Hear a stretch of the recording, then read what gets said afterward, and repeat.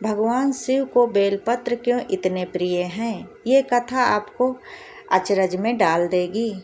नारद जी ने एक बार भोलेनाथ की स्तुति कर पूछा, प्रभु आपको प्रसन्न करने के लिए सबसे उत्तम और सुलभ साधन क्या है?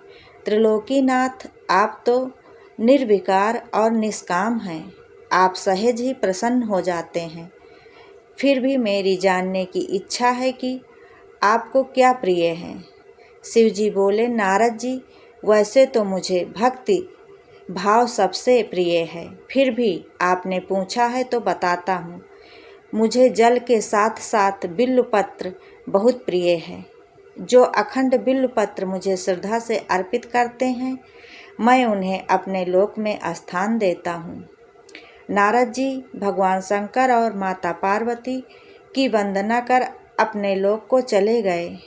उनके जाने के पश्चात पार्वती जी ने शिव जी से पूछा, हे प्रभु, मेरी यह जानने की बड़ी इच्छा हो रही है कि आपको बिल्वपत्र इतने प्रिय क्यों हैं। कृपा करके मेरी जिज्ञासा शांत करें। शिव जी बोले, हे पार्वती, बेलपत्र के पत्ते मेरी जटा के समान हैं। उसका त्रिपत यानी 3 पत्ते ऋग्वेद, यजुर्वेद और सामवेद हैं। बेलपत्र की शाखाएं समस्त शास्त्र का स्वरूप हैं। बेलपत्र वृक्ष को आप पृथ्वी का कल्प वृक्ष समझें, जो ब्रह्मा विष्णु शिव का स्वरूप है। स्वयं महालक्ष्मी ने शैल पर्वत पर बेल वृक्ष में जन्म लिया था। यह सुनकर पार्वती जी कौतूहल में पड़ गई। उन्होंने पूछा, देवी लक्ष्मी ने आखिर बेल वृक्ष का रूप क्यों लिया? आप ये कथा विस्तार से कहें। भोलेनाथ ने देवी पार्वती को कथा सुनानी शुरू कर दी। हे देवी, सतयुग में ज्योति रूप में मेरे अंश का रामेश्वर लिंग था। ब्रह्मा आदि देवों ने इसका विधिवत पूजन अर्चन किया था। फलता मेरे अनुग्रह से वाग्देवी देवी सबको प्रिय हो गई। वे भगवान विष्णु को सतत प्रिया हो गई। मेरे प्रभाव से भगवान केशव के मन में वाग्देवी के लिए जितनी प्रीति हुई, वह स्वयं लक्ष्मी को नहीं भाई। अतः लक्ष्मी देवी निश्चिंतित और रुष्ट होकर परम उत्तम श्री शैल पर्वत पर चली गई, जहाँ उन्होंने मेरे लिए मेरे लिंग विग्रह की उग्र तपस्या प्रारंभ कर दी। हे परमेश्वरी, कुछ समय बाद महालक्ष्मी जी ने मेरे लिंग ग्रह से थोड़ा ऊर्ध्व में एक वृक्ष का रूप धारण कर लिया और अपने पत्र पुष्प द्वारा निरंतर मेरा पूजन करने लगी। इस तरह उन्होंने कोटि वर्ष 1 करोड़ वर्ष तक आराधना की। अंततः उन्हें मेरी अनुग्रह प्राप्त हुई। महालक्ष्मी ने मांगा कि श्री हरि के हृदय में मेरे प्रभाव से वाग्देवी के लिए जो स्नेह हुआ है वो समाप्त हो जाए। शिव जी बोले, मैंने महालक्ष्मी को समझाया कि श्री हरि के हृदय में आपके अतिरिक्त किसी और के लिए कोई प्रेम नहीं है। वाग्देवी के लिए तो सिर्फ उनकी श्रद्धा है। यह सुनकर लक्ष्मी जी प्रसन्न हो गई और पुनः श्री विष्णु के हृदय में स्थिर हो गए। निरंतर उनके साथ विहार करने लगी। हे पार्वती, महालक्ष्मी के हृदय का एक बड़ा विकार इस प्रकार दूर हुआ। इस कारण हर प्रिया इस वृक्ष रूप में सर्वदा अति भक्ति से भरपूर यत्न पूर्वक मेरी पूजा करने लगी। बेलपत्र इस कारण मुझे बहुत प्रिय है और मैं बेल वृक्ष का आश्रय लेकर रहता हूँ। बेल वृक्ष को सदा सर्वतीर्थमय एवं सर्वदेवमय मानना चाहिए, इसमें तनिक भी संदेह नहीं है। बेलपत्र, बेल पुष्प, बेल वृक्ष अथवा बेल काष्ठ के चंदन से जो भी मेरा पूजन करता है वो भक्त मेरा प्रिय है। बेल वृक्ष को शिव के समान ही समझो, वो मेरा ही शरीर है। जो बेलपत्र पर चंदन से मेरा नाम अंकित करके या राम नाम लिखकर मुझे अर्पण करता है, मैं उसे सभी पापों से मुक्त करके अपने लोक में स्थान देता हूँ। उस व्यक्ति को स्वयं लक्ष्मी जी भी नमस्कार करती हैं। जो बेल के पास में प्राण छोड़ता है उसको रुद्र देह प्राप्त होता है। शिवलिंग पर बेलपत्र चढ़ाने से जुड़ी दूसरी पौराणिक कथा। जब समुद्र मंथन के बाद विष निकला तो भगवान शिव ने पूरी सृष्टि को बचाने के लिए ही इस विष को अपने कंठ में धारण कर लिया। विष के प्रभाव से उनका कंठ नीला हो गया और उनका पूरा शरीर अत्यधिक गर्म हो गया, जिसकी वजह से आसपास का वातावरण भी जलने लगा। क्योंकि बेलपत्र विष के प्रभाव को कम करता है, इसलिए सभी देवी देवताओं ने बेलपत्र को शिवजी को खिलाना शुरू कर दिया। बेलपत्र के साथ शिव को शीतल रखने के लिए उन पर जल भी अर्पित किया गया। बेलपत्र और जल के प्रभाव से भोलेनाथ के शरीर में उत्पन्न गर्मी शांत हो गई और तभी से शिवजी पर जल और बेलपत्र चढ़ाने की प्रथा चल पड़ी। शिवलिंग पर बेलपत्र चढ़ाते वक्त इन बातों का ध्यान रखें। 1. शिवलिंग पर हमेशा 3 पत्तियों वाला ही बेलपत्र चढ़ाएं।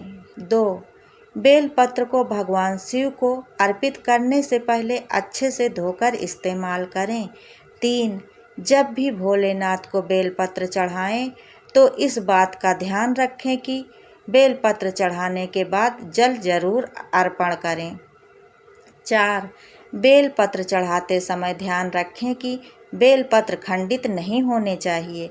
अखंडित बेलपत्र ही भोलेनाथ को चढ़ाना चाहिए। 5.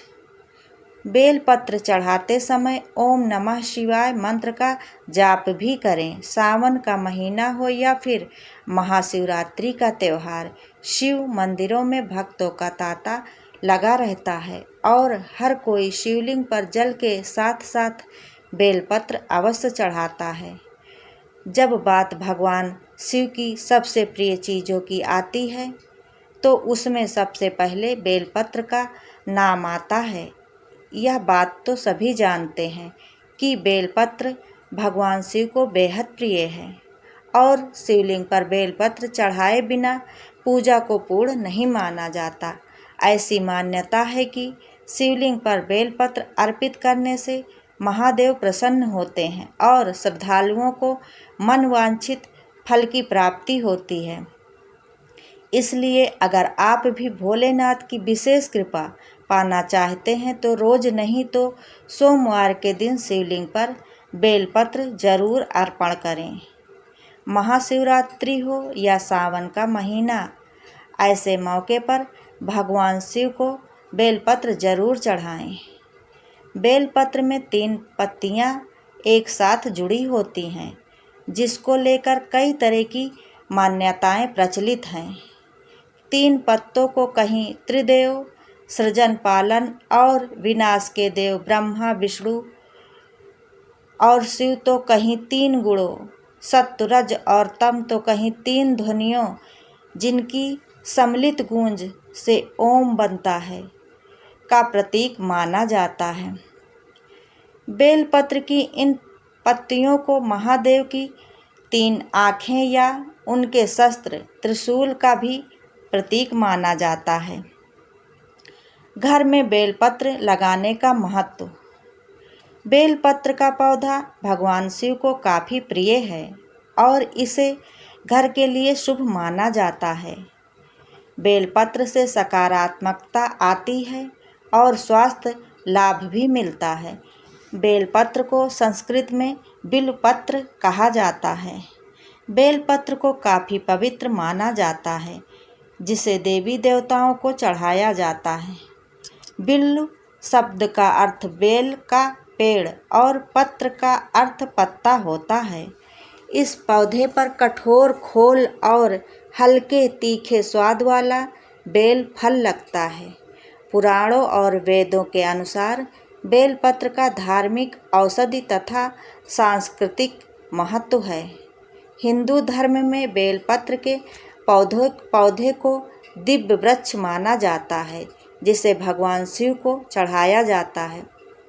बेलपत्र के पौधे में सत्व तत्व होते हैं, जो वातावरण में रज, तम गुणों को निष्क्रिय करने के लिए सात्विक तरंगों को अवशोषित तथा उत्सर्जित करते हैं। इसके अलावा बेलपत्र एक त्रिकोण वाला पत्ता है जो भगवान शिव, ब्रह्मा, विष्णु और महेश तीनों की आँखों को दर्शाता है। ये तीन आँखें, ये तीन शक्तियाँ निर्णय लेके कार्य करने तथा ज्ञान से जुड़ी हैं। बेलपत्र को जैन धर्म में भी शुभ माना जाता है। ऐसा माना जाता है कि 23वें तीर्थकर पार्श्वत ने इसी वृक्ष के नीचे निर्वाण प्राप्त किया था। बेलपत्र के पौधे के जड़ों के आसपास स्नान करना ब्रह्मांड के सभी पवित्र जल में स्नान करने के बराबर है। जिस व्यक्ति पवित्र और दिव्य इससे व्यक्ति पवित्र और दिव्य हो जाता है। इसके अलावा बेलपत्र का प्रसाद के तमस, रजस व सत्व किसी व्यक्ति के स्वभाव के 3 पहलुओं को त्यागने का संकेत है। दोस्तों, मेरे द्वारा वीडियो में बताई गई यह जानकारी अगर आप लोगों को पसंद आती है तो वीडियो को लाइक, शेयर, कमेंट ज़रूर करें और ऐसी ही ज्ञानवर्धक और धार्मिक जानकारियों के लिए चैनल को सब्सक्राइब करें। वीडियो अंत तक देखने के लिए धन्यवाद।